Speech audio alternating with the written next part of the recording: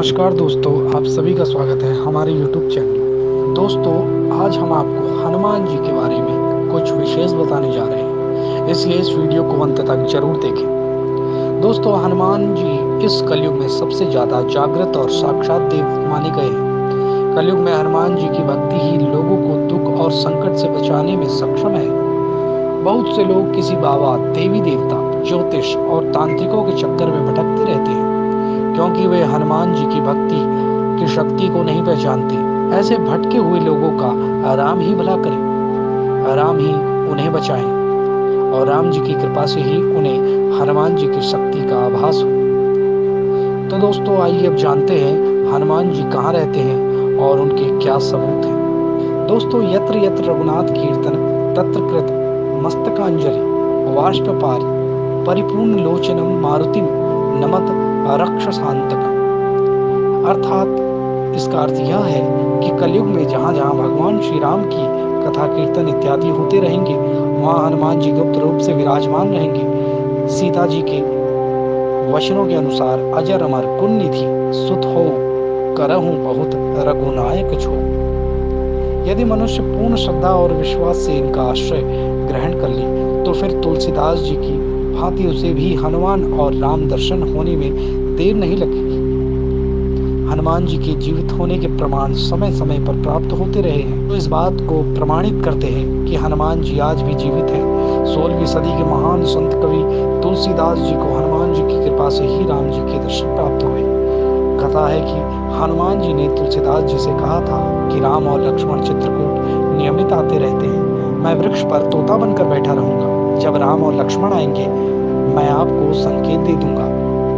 हनुमान जी की आज्ञा के अनुसार तुलसीदास जी चित्रकूट के घाट पर बैठ गए और सभी आने जाने वालों को चंदन लगाने लगे। राम और लक्ष्मण जब आए तो हनुमान जी गाने लगे, चित्रकूट के घाट पे भाई संतन की भीड़, तुलसीदास चंदन घिसे तिलक देत रघुवीर। हनुमान जी के ऐसे वचन सुनते ही तुलसीदास जी प्रभु राम और लक्ष्मण जी को निहारने लगे। इस प्रकार तुलसीदास जी को राम जी के दर्शन हुए। हनुमान जी कलयुग में गंधमादन पर्वत पर निवास करते हैं, ऐसा श्रीमद् भागवत में वर्णन आता है। उल्लेखनीय है कि आपने अज्ञातवास के समय हिमवंत पार करके पांडव गंधमादन के पास पहुंचे थे। एक बार भीम सहस्त्रदल कमल लेने के लिए गंधमादन पर्वत के वन में पहुंच गए थे, जहां उन्होंने हनुमान जी को लेटे देखा और फिर हनुमान जी ने भीम का घमंड चूर भी कर दिया था। पर्वत का उल्लेख कई पौराणिक हिंदू धर्म ग्रंथों में हुआ है। महाभारत की पुरा कथाओं में भी गंधमादन पर्वत का वर्णन प्रमुखता से आता है। हिंदू मान्यताओं के अनुसार माना जाता है कि यहाँ के विशालकाय पर्वतमाला और वन क्षेत्र में देवता रमण करते हैं। पर्वतों में श्रेष्ठ पर्वत पर कश्यप ऋषि ने भी तपस्या की थी। गंधमादन पर्वत के शिखर पर किसी भी वाहन से नहीं पहुंचा जा सकता।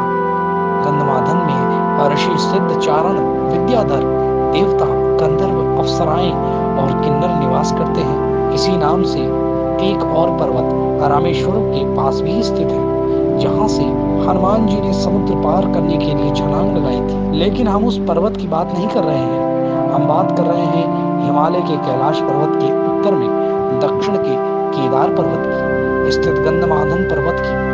यह पर्वत कुबेर के राज्य क्षेत्र में था। सुमेर पर्वत की चारों दिशाओं में स्थित गजदंत पर्वतों में से एक को उस काल में गंधमादन पर्वत कहा जाता था।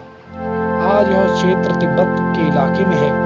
पुराणों के अनुसार जम्बूद्वीप के इलावृति खंड और भात खंड के बीच में गंधमादन पर्वत कहा गया है, जो अपने सुगंधित वनों के लिए बहुत प्रसिद्ध है। इसीलिए दोस्तों, आज भी हनुमान जी वहाँ निवास करते हैं और सदा राम राम बसते हैं। दोस्तों,